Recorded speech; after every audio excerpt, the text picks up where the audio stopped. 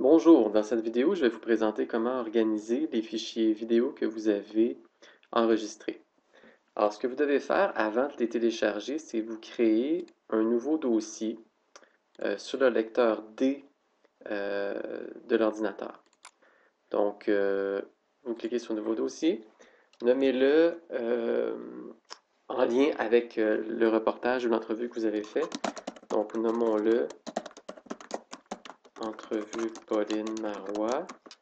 Étant donné que je vais utiliser des vidéos aujourd'hui qui sont en lien avec ce que des élèves de mon cours ont fait en relation avec Pauline Marois. Donc, à l'intérieur de ce dossier-là, vous allez en créer trois autres.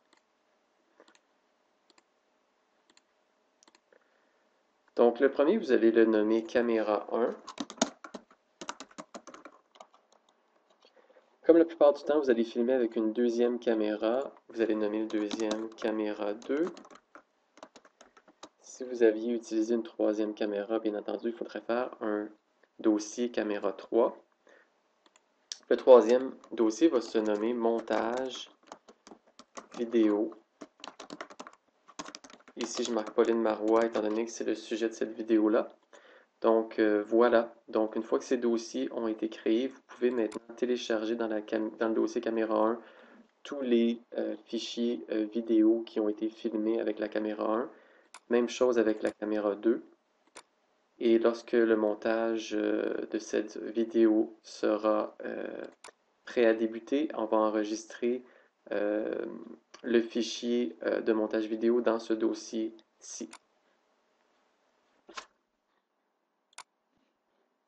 Une fois que vous aurez terminé le téléchargement des fichiers vidéo des deux caméras, c'est maintenant le temps de faire le tri, de faire le ménage dans les fichiers vidéo que vous aurez filmés.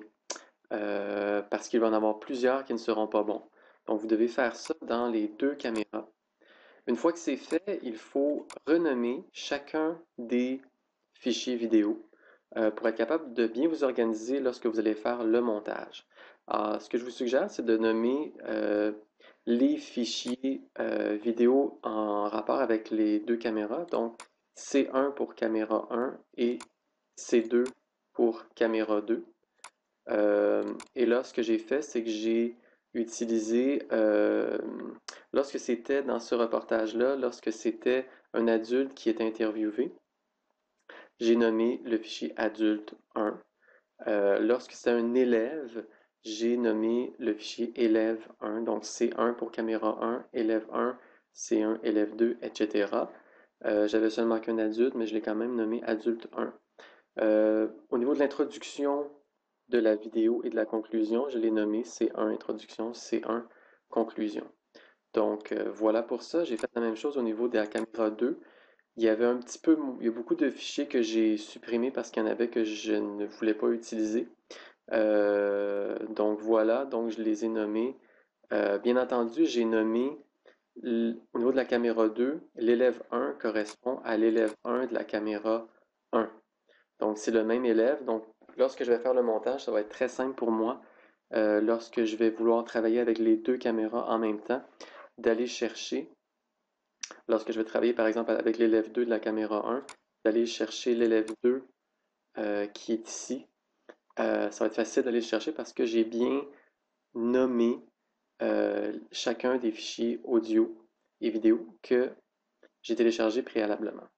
Alors voilà, c'est maintenant le temps d'ouvrir le logiciel de montage vidéo et de commencer le montage.